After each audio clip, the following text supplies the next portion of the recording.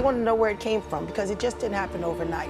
The grind to get here was a real struggle. Yoyo was no child's play back in the 90s hip-hop game, but what really happened to her is almost unbelievable. At first, everything seemed to be going her way after she connected with Ice Cube and started rising in the industry.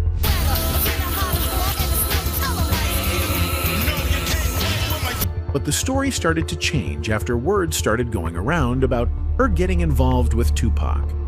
Everyone knows, and if they don't know now, Tupac was dating Yoyo. So, put it like this, if you're dating somebody... Things took another turn so soon that her contract was cut, and she was left to figure out what's left of her career. So, how did it all happen? Let's dive in. Yolanda Yoyo Whitaker, born August 4th, 1971, is an American rapper and actress who grew up in South Los Angeles. Before rising to fame, she was an ordinary young woman trying to navigate life, and her last real job was working at McDonald's.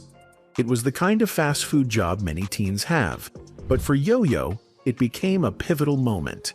At the time, she had just graduated high school and was attending El Camino College, which was conveniently located across the street from the McDonald's where she worked.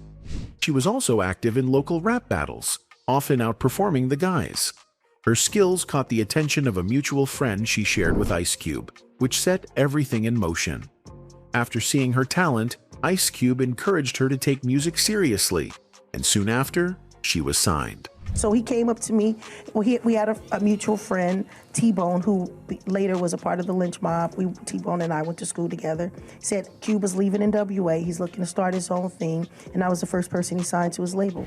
From that moment on, everything changed. They started working together every single day. Yoyo would head over to Cube's studio, which at the time was set up at his mom's house. It wasn't some fancy high-tech place, just a simple home studio. But it was where the magic happened. They would lie on the floor with notebooks, writing songs, trading ideas, traveling around, grinding non-stop, dreaming big. We went to his studio in his mom's house. We wrote songs, we laid on the floor, we wrote songs, we traveled. Ice Cube was working on his first major project, and Yoyo jumped right into the creative mix. The first major song she landed on was Stompin' to the 90s, which helped show people what she could do. Yoyo's official first big appearance came in 1990 on Ice Cube's debut album, Ameri Keke's Most Wanted. She was featured on the track It's a Man's World, and her performance really stood out. It made people pay attention to this young woman with a sharp voice and strong message.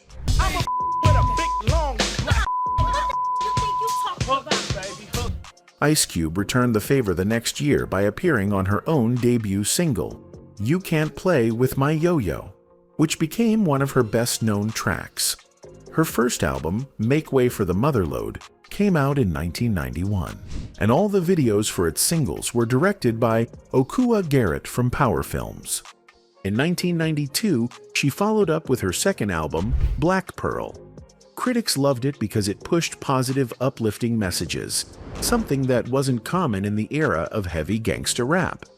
Even though critics respected it, the album didn't really catch fire with mainstream hip-hop listeners, and the sales were considered disappointing. Still, Yoyo kept going. Less than a year later, she released You Better Ask Somebody, which included her third big duet with Ice Cube, the Bonnie and Clyde theme.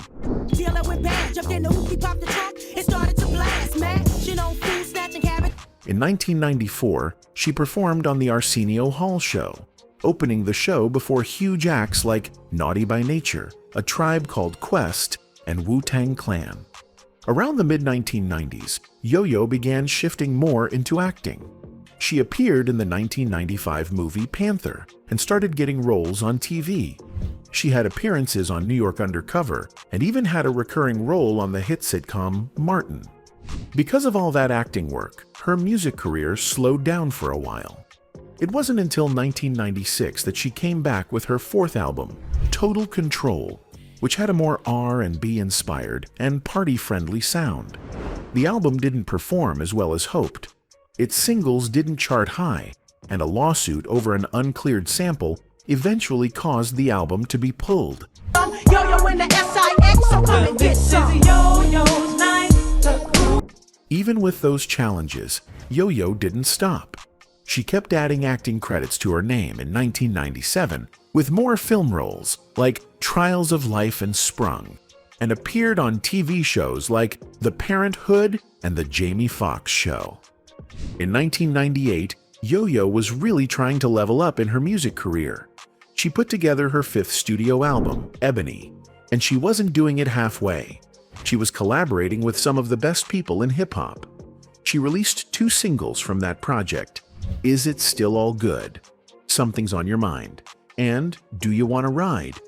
But even with all that effort and talent behind it, the songs just didn't catch on the way everyone hoped. They kind of slipped under the radar, and not many people noticed them. Because of that, her label, East West America / Elektra, made a tough decision. They quietly deleted the album and eventually dropped Yoyo from her contract altogether. Now, getting dropped like that could crush anybody. The music business can be harsh and confusing, even for artists with a solid reputation. But instead of letting the disappointment take over her life, Yoyo did what she always did. She kept moving forward. She shifted her focus toward acting and started booking bigger roles. She appeared in films like Beverly Hood in 1999, 3 Strikes in 2000, and another project called The Rever Do Wrong Ain't Right. So even though her music career hit a rough patch, she didn't stop working. She just walked through a different door. But before Yoyo was fully settled into her acting chapter, there were already signs that things were getting tense between her and her record label. This didn't come out of nowhere. People started noticing it around the time Tupac was working on Dear Mama back in 1995. You all appreciate it. Here's what happened. The original version of Dear Mama actually had Yoyo on the hook. She sang the line, "Wouldn't be a damn thing without a woman," which came from one of her own tracks, the Bonnie and Clyde theme with Ice Cube.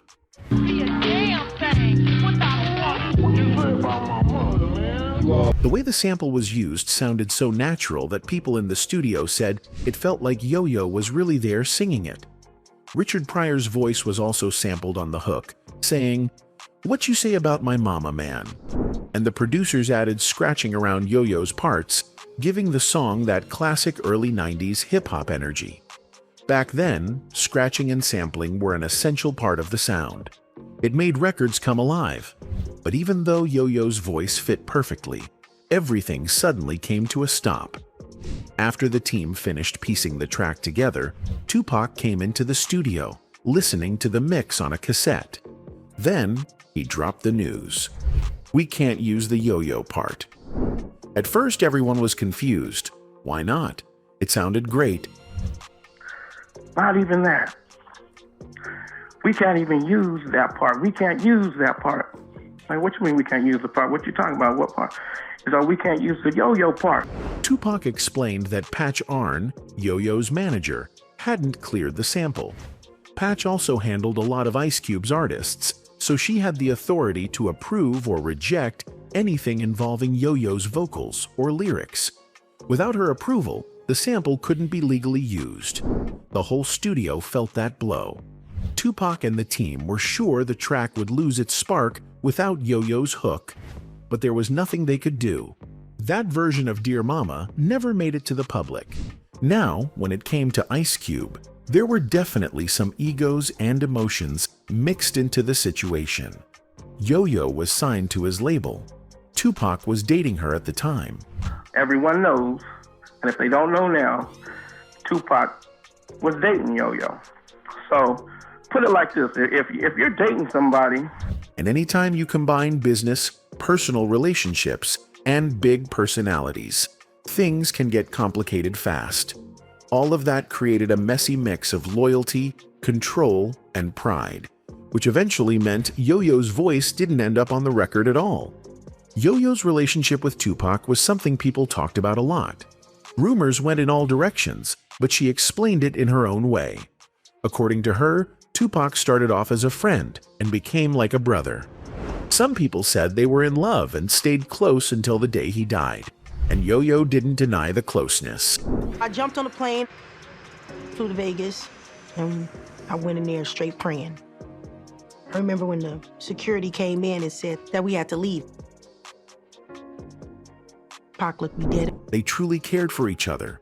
They spent long nights on the road together, performing, traveling, sharing stories, and learning from each other. Tupac wasn't perfect, and he never pretended to be, but he was open in a way a lot of artists weren't. He talked honestly about his community, his childhood, his parents, his fears, and the tough realities most people stayed quiet about. That honesty was part of what made Yo-Yo love him deeply, whether romantically or as a brother. He was just some knucklehead talking crap like he always was. We would find ourselves always talking. He would talk about his life, he would talk about his dreams, he would talk about his family. Tupac had a big heart for women in general. Anyone who got close to him felt that warmth and intensity. When Tupac connected with someone, it wasn't halfway. He loved sincerely. And people who crossed paths with him, like Yo-Yo, often carried those memories for life. Of course, Tupac had other close connections too. One of those was with Jada Pinkett. Yo-Yo once made a passing comment about that relationship, and people didn't like it. It sparked backlash, arguments, and drama. But looking back, it was more about how protective people felt over Tupac's memory than anything else. Yo-Yo also told a wild story about a trip she and Tupac took to Mexico for a show. The whole situation turned into something like a scene out of a movie. The promoters didn't have the money they promised, and things got dangerous fast. Their belongings were locked up, the tour bus came under fire, and the show was basically canceled before it even started. At one point, the promoters tried to kidnap both her and Tupac. Yo-Yo ended up locked inside a dressing room. Tupac, along with her brother, literally broke her out. He wasn't scared. He was completely focused on protecting her. For Yo-Yo, that moment showed exactly what kind of person he was underneath the fame: loyal, brave, and ready to fight for the people he cared about. We were great friends, you know, from the beginning, when he was trying, to the man he became, you know, just, and a young man, but... Yo-Yo learned about money the hard way. When she got her first big check, about $50,000, she felt like she had finally made it. She moved out of her mom's house, got a place with a roommate, bought a Geostorm, and started spending like a star. She had tons of sneakers, gold jewelry, new furniture, and even bought herself a 3-bedroom condo. But she didn't realize how fast money disappears when you don't plan ahead. Was changing my furniture, like, you know, whenever I got ready to, I was changing my furniture. I was just living. I had bought a condo. I had a 3-bedroom condo I was paying for. Life as an artist wasn't as glamorous as it looked. She had to do long promo tours without getting paid, and even though it all looked exciting from the outside, she was barely making money from it. At one point, she even brought a whole family she met on tour to live in LA and paid their rent on top of her own. Eventually, she had to face the truth. She couldn't afford the image she was trying to keep up. A lot of it was just for show. I had to get to a place where I was able to say out loud, I can't afford it. Her team had to hustle constantly, even pretending other labels wanted her just to push deals forward. Through all those struggles, Yo-Yo learned an important lesson. Fame doesn't mean financial security, and if you're not careful, the spotlight can hide some very real problems behind the scenes. After the year 2000, Yo-Yo's voice became quieter in the music world. She wasn't releasing albums or making big hip-hop waves for a while. Then, out of nowhere, she popped up again in 2004 in one of the biggest video games of the year, Grand Theft Auto: San Andreas. She did voice work for the game, which introduced her to a whole new generation of fans who didn't know her music yet. In 2005, she stepped back into the music spotlight with a mixtape remix of Ciara's Goodies and the game's How We Do. Her fans were excited because they knew she still had it. Yeah, if you a thug, just wanna be the one. Her sixth studio album was planned for release in 2006, this time on her own independent label, which gave her full control. She was also doing more voice acting, including the animated film Da Jammies. Years after the whole Tupac situation, Yoyo's personal life made headlines again. In August 2012, she got engaged to DeAndre Wyndham, the former mayor of Highland Park, Michigan. They got married the next year, on August 17, 2013, in the Cayman Islands. But things didn't last, and they divorced in 2016. Even with all the changes in her life, the public still wouldn't let go of the old rumors and stories involving Tupac. As time went on, some people began claiming that Yoyo actually had a child with Tupac. Yoyo and her daughter Tiffany started a cooking show together on Aspire TV, and their show got attention. One day, comedian Lil Duval saw a photo of Tiffany next to a photo of Tupac and commented on how similar they looked. Suddenly, the internet exploded with speculation. Fans started whispering, then shouting, that Tiffany might be Tupac's daughter too. Yoyo didn't confirm anything, but the rumors spread anyway. It wasn't even the first time in recent years that Yoyo's name had popped back into the media spotlight. In 2024, she ran into TMZ Hip Hop at the airport and shared her thoughts about the allegations surrounding Diddy. She said she believed there was a mix of truth and lies in what people were saying about him. She didn't want to tear him down while he was already facing trouble, but she also believed that if the worst accusations turned out to be true, then real consequences should follow. I hate to kick a man when he's down. That's why you do good, good comes back to you. You know, Right. Keep your hands clean and hope, but a lot of stuff that wasn't done is being blamed on them, and a lot of things that were done. She even brought up Tupac again, explaining how hurt she felt hearing accusations connecting him to the case. Earlier in the year, Tupac's estate had hired lawyers to investigate whether Diddy had anything to do with Tupac's murder. Yoyo said if the evidence pointed that way, then Diddy would have to stand on it. She also said she was shocked by the video involving Cassie, just like everyone else. Yoyo explained that she had known Diddy her entire professional life. She said the idea of being caught up in one of his alleged freak-offs was disturbing to her, but she also said she was never involved in anything like that.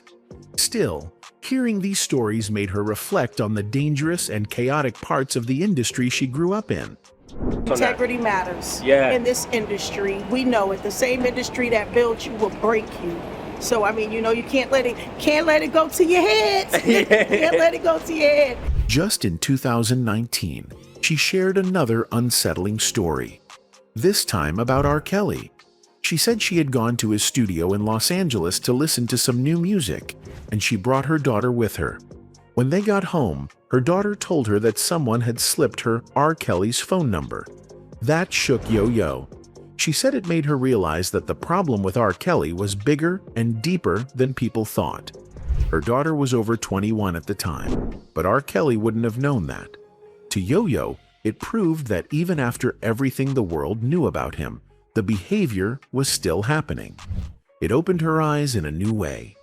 I actually went to R. Kelly's studio and to listen to his new album. And the sad part of Chicago studio? he was in Los Angeles, and I actually went to listen to his music, and my daughter came with. That part was when we got home, my daughter said, "Mom, someone passed me R. Kelly's number," and I'm like, "What?" And she was like, "Mom, don't say nothing. That's why I didn't want to tell you." So I kind of simple.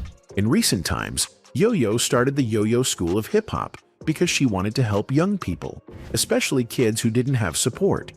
She focused a lot on young black girls, teaching them confidence, self-worth, and creativity. She also formed the IBWC, the Intelligent Black Women's Coalition, to show that women in hip-hop could be smart, strong, and united. But taking on that mentor role came with pressure. People started judging her more, questioning whether she was real enough, or complaining that she spent more time teaching than making new music. Some hip-hop purists didn't like that she leaned into being a role model. Yoyo has talked about this openly. She says she's always had a feminist mindset and refused to follow the sexist rules of early hip-hop. Even while working with big names like Ice Cube, she insisted on being herself and making space for women to speak up and stand strong in the rap world.